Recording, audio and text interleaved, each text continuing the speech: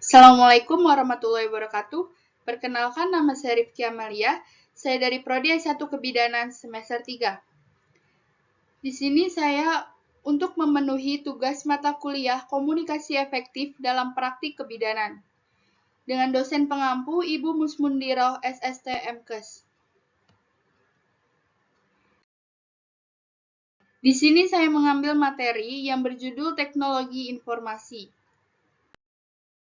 Sebelumnya, kebutuhan akan informasi yang cepat, handal, dan akurat dalam kondisi lingkungan yang penuh dengan ketidakpastian mutlak diperlukan. Kebutuhan tersebut dapat dipenuhi jika perusahaan melakukan investasi di bidang teknologi informasi. Teknologi informasi, khususnya teknologi komputer, sangat berpotensi untuk memperbaiki performa individu dan organisasi. Karenanya, banyak pengambil keputusan menginvestasikan dana untuk teknologi informasi. Tetapi, harus disadari bahwa investasi di bidang teknologi informasi membutuhkan dana yang besar. Teknologi informasi dalam pandangan sempit menjelaskan sisi teknologi dari sebuah teknologi informasi seperti hardware, software, database, networks, dan peralatan lain. Dalam konsep yang lebih luas, teknologi informasi menjelaskan suatu koleksi, pemakai, dan manajemen bagi keseluruhan organisasi. Peran yang dapat diberikan oleh aplikasi teknologi informasi ini adalah mendapatkan informasi untuk kehidupan pribadi seperti informasi tentang kesehatan, hobi, rekreasi, dan rohani. Kemudian, untuk profesi seperti sains, teknologi, perdagangan, berita bisnis, dan asosiasi profesi. Apa itu teknologi informasi? Information technology dalam bahasa Inggris atau dalam bahasa Indonesianya dikenal dengan istilah teknologi informasi. Didefinisikan untuk semua teknologi apapun yang dalam fungsinya membantu manusia dalam membuat, mengubah, menyimpan, mengomunikasikan, atau menyebarkan informasi. Teknologi informasi menyatukan komputasi dan komunikasi berkecepatan tinggi untuk data, suara, dan video. Contoh dari teknologi informasi bukan hanya berupa komputer pribadi saja, akan tetapi juga seperti telepon, televisi, peralatan rumah tangga elektronik, dan peranti genggam modern, misalnya ponsel.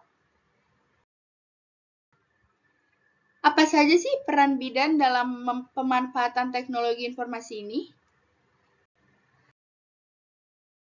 Peranan bidan dalam penggunaan teknologi informasi banyak sekali yang bisa dilakukan bidan dalam penggunaan teknologi informasi, antara lain dalam menggunakan website, aplikasi, software kebidanan, SMS gateway, penggunaan alat USG, robot, dan banyak lainnya. Sebagai gambaran bahwa perkembangan internet di pedesaan sudah semakin maju dan ini memudahkan seorang bidan dalam mengedukasi masyarakat. Dalam mengedukasi masyarakat, dapat menggunakan website sebagai media informasi. Ini semakin menambah. Lalu, ada beberapa software dalam dunia medis. Yang pertama ini adalah software kesehatan. Piranti lunak ini akan memberikan kepada Anda sebuah informasi yang Anda perlukan tentang kesehatan Anda. Lalu, dengan mengklik bagian tubuh yang sakit pada software tersebut, komputer akan memberikan kepada Anda memberikan informasi dan ciri-ciri tentang penyakit tertentu di dalam tubuh Anda dengan memasukkan ciri-ciri tersebut kepada input yang telah disediakan. Komputer akan memperkirakan penyakit apa yang Anda derita dan memberikan saran dalam penanganan untuk pengobatan. Tentunya, piranti lunak ini tidak dimaksudkan untuk Anda mengganti tugas dokter, karena piranti lunak ini hanyalah memperkirakan saja penyakit apa yang Anda alami,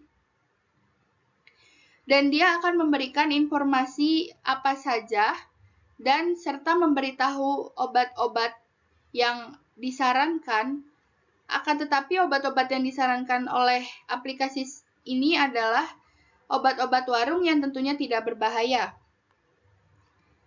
Akan tetapi, alangkah baiknya Anda harus periksa lebih lanjut ke dokter Anda. Lalu yang kedua ada Smart Doctor, adalah software multimedia kedokteran pertama berbahasa Indonesia. Software ini berisi hampir semua penyakit dalam ilmu kedokteran, meliputi penyakit mata, syaraf, THT, kulit, dan kelamin, serta gigi dan mulut, kedokteran forensik, lalu ada kedokteran jiwa, lalu ada kedokteran anestesi, kebidanan, dan kandungan, lalu ada bedah, penyakit dalam, dan kesehatan anak.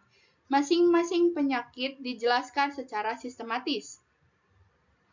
Lalu yang ketiga ada Medrec Plus, software sistem informasi registrasi dan reservasi klinik yang dilengkapi dengan software aplikasi sistem informasi apotek.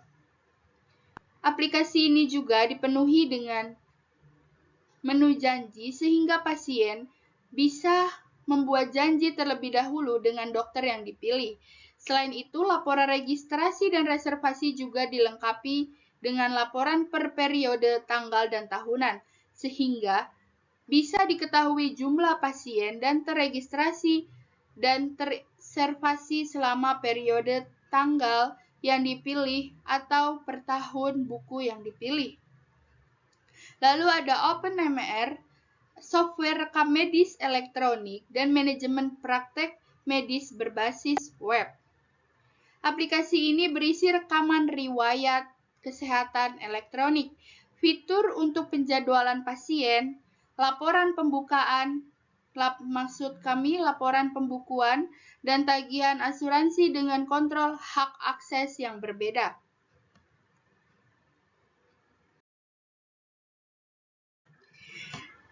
Di sini dapat saya simpulkan, perkembangan teknologi informasi yang begitu pesat di berbagai bidang menuntut setiap personal atau individu untuk selalu update dan mau tidak mau untuk mengikutinya, tak terkecuali bidan.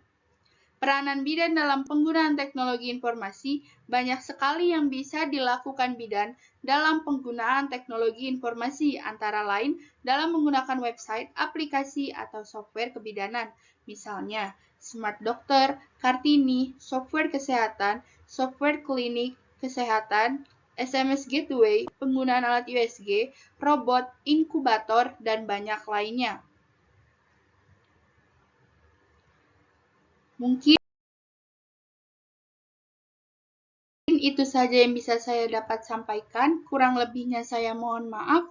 Wassalamualaikum warahmatullahi wabarakatuh.